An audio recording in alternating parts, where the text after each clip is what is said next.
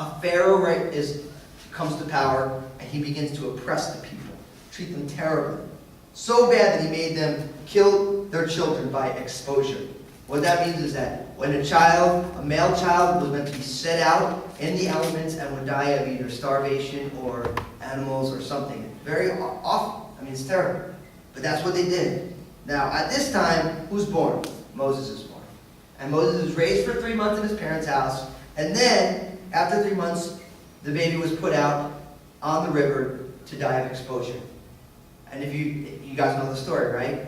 There, Pharaoh's daughter comes to bathe in the lake, and she sees little baby Moses crying in his little makeshift boat. I mean, Moses' mom was a good mom, right? If you read in Genesis, it actually talks about how she put it together and she put pitch on the inside. She made this thing float because she loved her son. And if you read the rabbinical writers say that she made a point to put her baby out at a time when there would be Egyptians bathing there. Now, whether or not the Bible doesn't say that, but I think it's a fascinating thought. Because think about this. When Pharaoh's daughter saw this baby crying, she was moved with compassion for that child.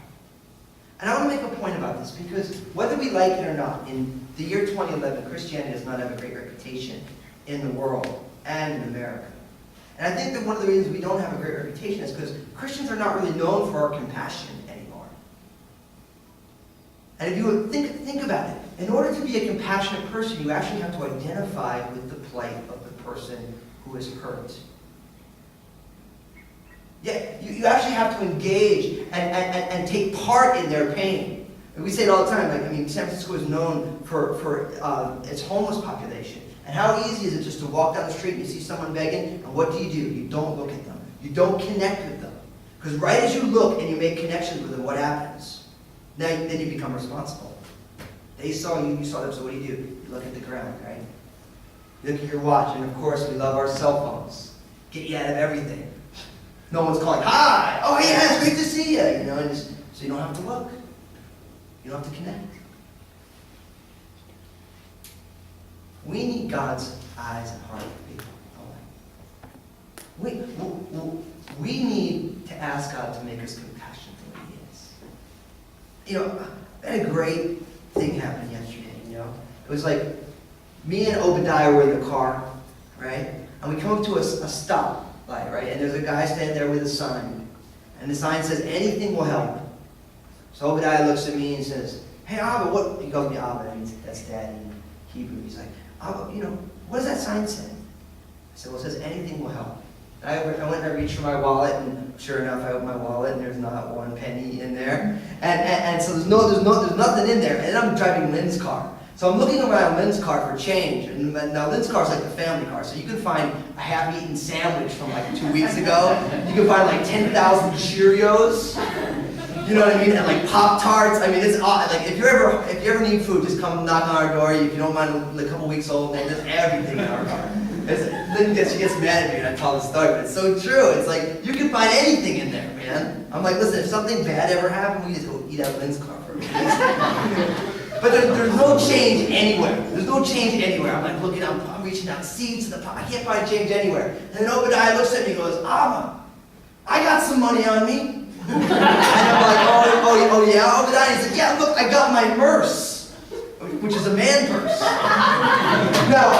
Now, when Obadiah, he first got a purse, I came back from India, and Qatar Airlines gave us this little pouch with like a string on it. And Obadiah wanted it, he liked it, and so Lynn said, it's a purse, it's a man purse. And so the first time he said it, he was like, hey, have you seen my purse? And Obadiah's got a little speech impediment. If you ever talk to Obadiah, you realize that he's not, his speech isn't perfect yet, so he's working on it. So he said purse, and I'm like, what'd you say?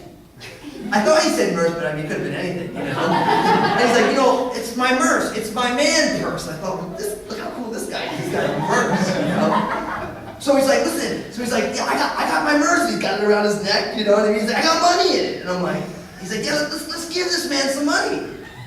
So I'm like, okay. And then he opens it up, and I pour him, and there's like 4 Chuck E. Cheese coins in there. There's like a coin from Peru, and there's a quarter. And he's like, and I'm like, we'll give him the quarter, because Obadiah doesn't quite know that Chuck E. Cheese money isn't actually going to be able to buy a double and in and out or whatever. So he gives me the quarter, and I gave it to the guy, and Obadiah said, that's for you. And the guy said, oh, thank you very much. And I said, that was from my son. And I was like, oh, have a great day. And then Obadiah looks at me, he's like, that's why the money's in there, to help people. And I got choked up, and then I got convicted. Because when you're young, and you have your little purse, and it's got 6 coins in it, and 4 of them are for Chuck E. Cheese, and you can think to yourself, that's why that money's in there, to help someone. Well, as you get older, right, and you have a mortgage, and you have a car payment, and you're saving for your 401k, there's all sorts of money in there. But you don't think that the money is in there to help somebody. You think the money is in there to buy you the stuff that you want. And I thought to myself, I was like, I'm like, Obadiah, you're awesome. That's what I said to him. Because out of the mouth of a child, the simplicity of a child, just to say, that's why that money's in there, to help someone.